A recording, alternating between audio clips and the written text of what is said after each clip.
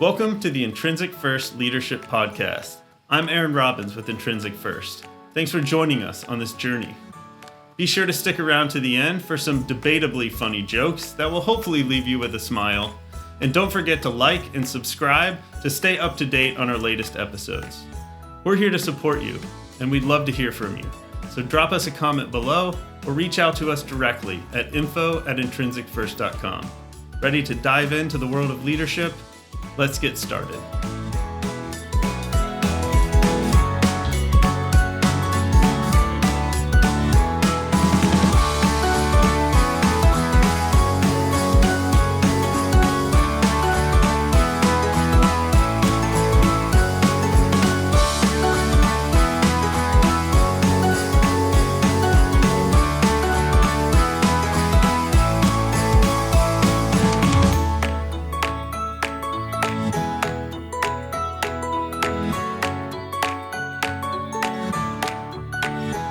Let's just bring this together for just a minute. You think it would be a fair question, a fair statement to say that we need to give a sort of formal definition to the word leadership? Yes, absolutely. And see if we could pin that down. Because I think, unfortunately, people hear the word, but I don't think they've ever heard it really defined and in a way that that clearly covers what we mean by leadership. And of course, unfortunately, working through and with others to accomplish a goal is a very simple definition, but it's not necessarily a good one.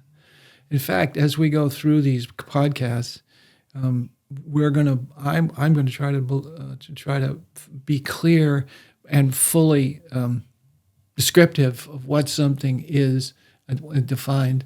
And of course, I would figure you guys would catch me if it wasn't accurate or you disagreed with, because personally, there's nothing like a good old-fashioned disagreement, caring, loving disagreement about what's so, you know.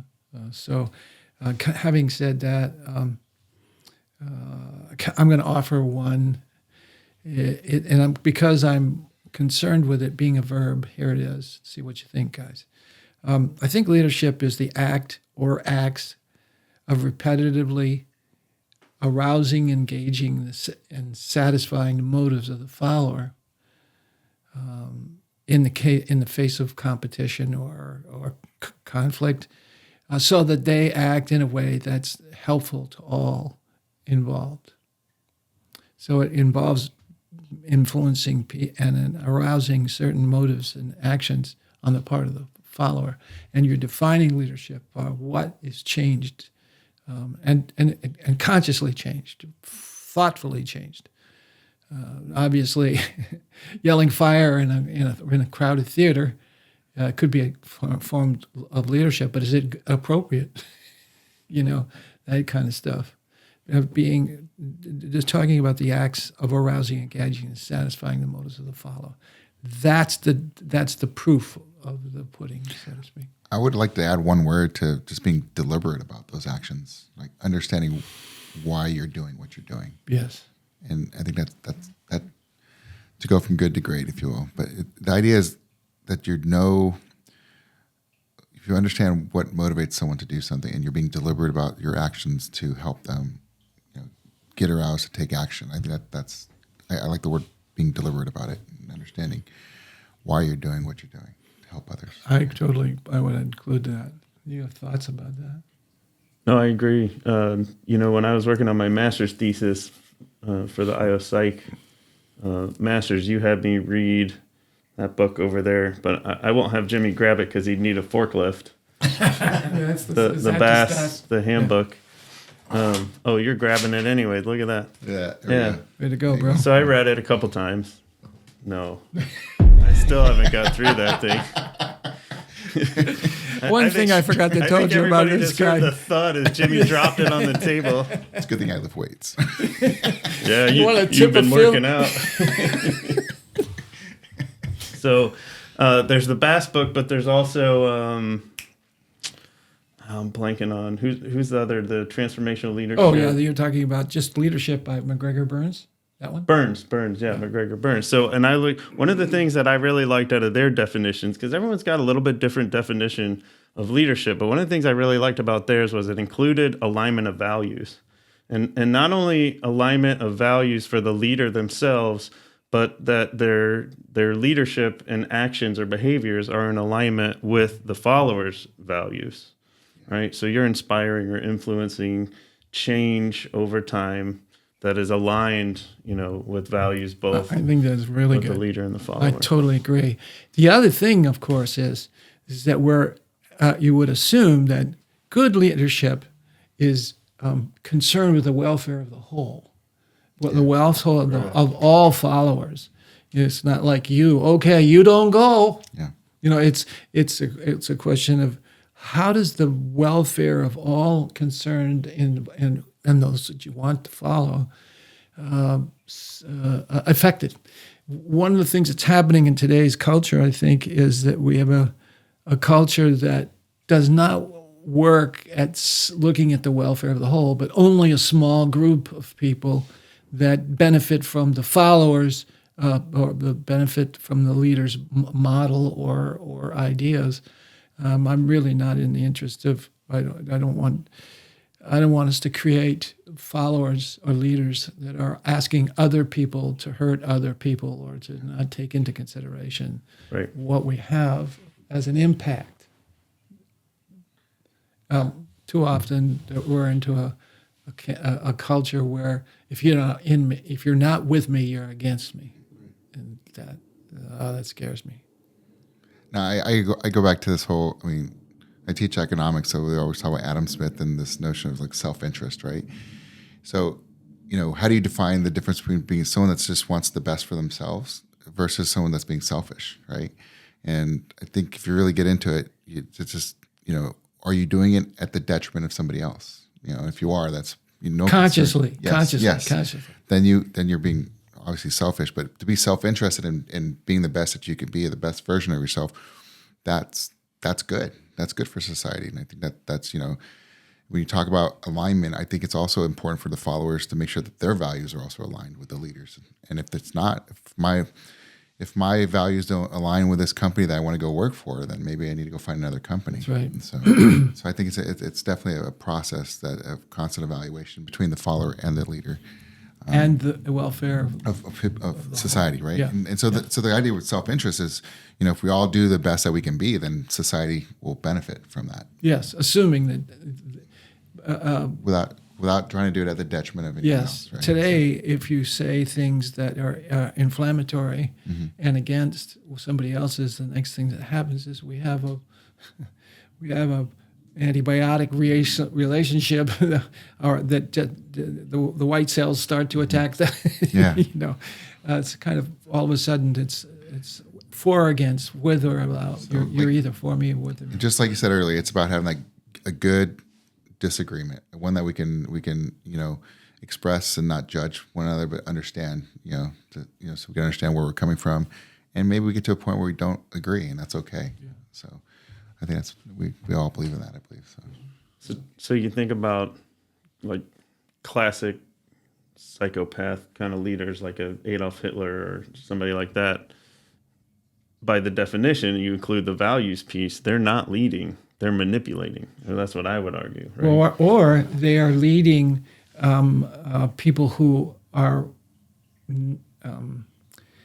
It goes back down to: do you think that human nature is one of, by nature, willing to hurt others?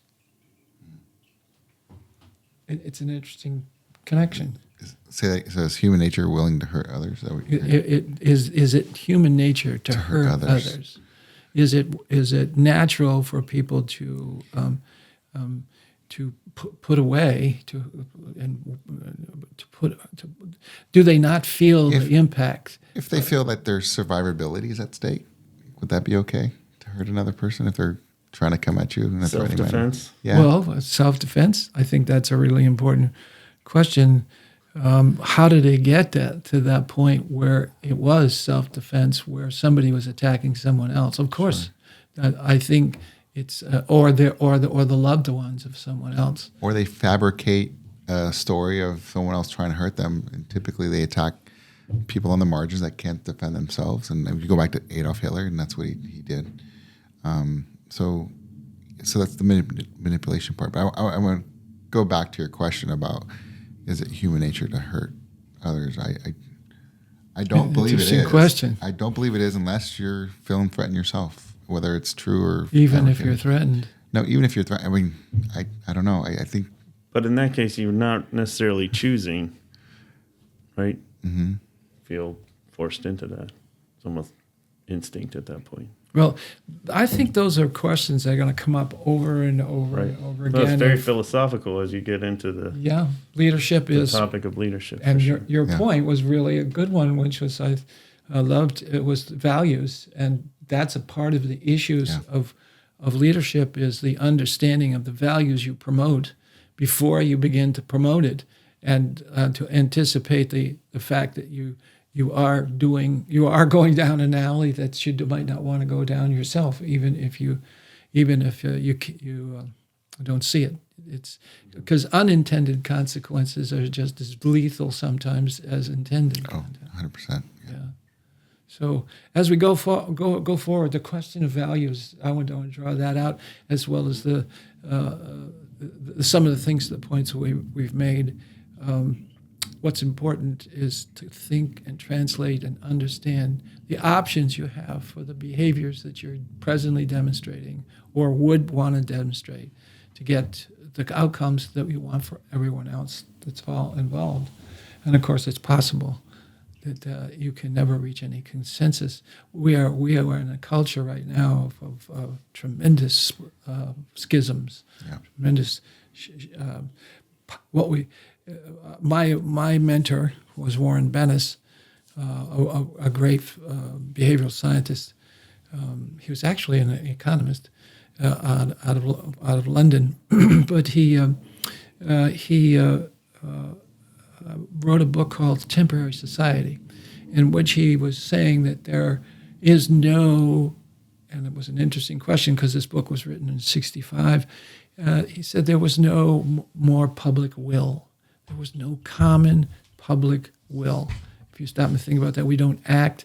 We've splintered into odd to very small populations that begin to push and shove against each other.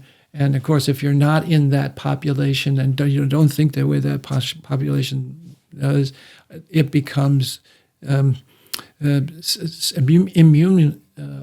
immunized, and that you get literally trapped into small groups that are constantly in conflict. So they have these odd populist groups that don't agree, can't agree, won't agree, and as a result of it, we have no public will. And that in a democracy, that's really hard to get things done. Remember, we're going through a period right now. If you look at the Congress trying to make decisions about the budget and so forth. We got a week.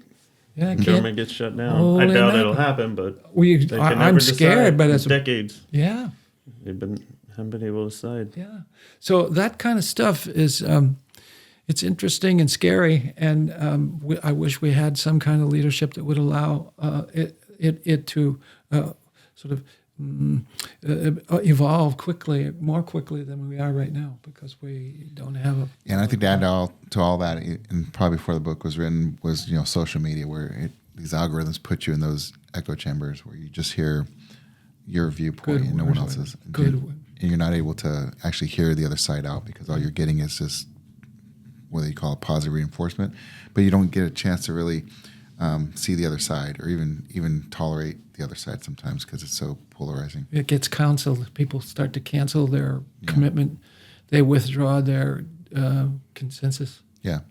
So again, going back to where we started, it's just good to have a good debate, a good discussion, and understand that we're not going to agree on everything, but we can definitely hear the other side out and respect their, and without judgment. I think that's really what we want, is to be able to just kind of, here's my thoughts and let me hear yours, and then maybe come to a consensus. Maybe we don't, but at least we'll be able to better articulate our stance or our viewpoint. That's a jet. We can take that part out. I don't know. There's got to be ways to filter jet noises out like that. I don't know. Or not, we just keep it because that's where we are. We're in Yeah. San Diego. We have jets around here. Yeah. We can take a break. Yeah, I think we're kind of deviating a little bit, so we can take a break and Sure. we'll come back and get back to But the definition of leadership. Nope. You can't do it. You can't take the headphones off unless you give us a joke, and then we can end on a good note. Well, you were on a roll before we started recording. Oh, did you hear about the horse that went into a bar and the bartender immediately said, "Why the long face?" I get it. Come on, that's too classic. I give you crickets on that one. Oh, how about the grasshopper went into a bar and the bartender looked right at him and said, he said, "You know what, buddy? We got a drink named after you." And the bartender and the grasshopper looked back at him and said, "You got a drink named Jimmy?" The grasshopper's name was Jimmy. I get it. Why not a cricket? Oh, you had to say that. Why not a cricket? Jimmy Cricket. Oh, good one. All right. Jiminy. Okay. All right, let's take a break. All right, brother.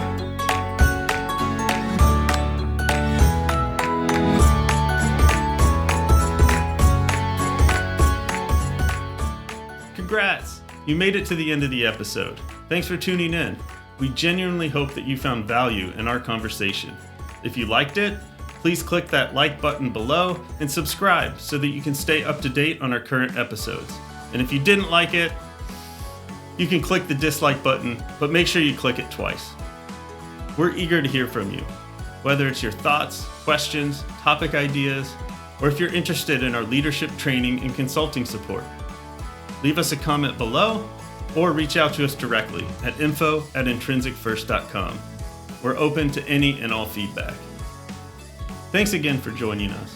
We look forward to having you back for more insightful leadership discussion. Until next time,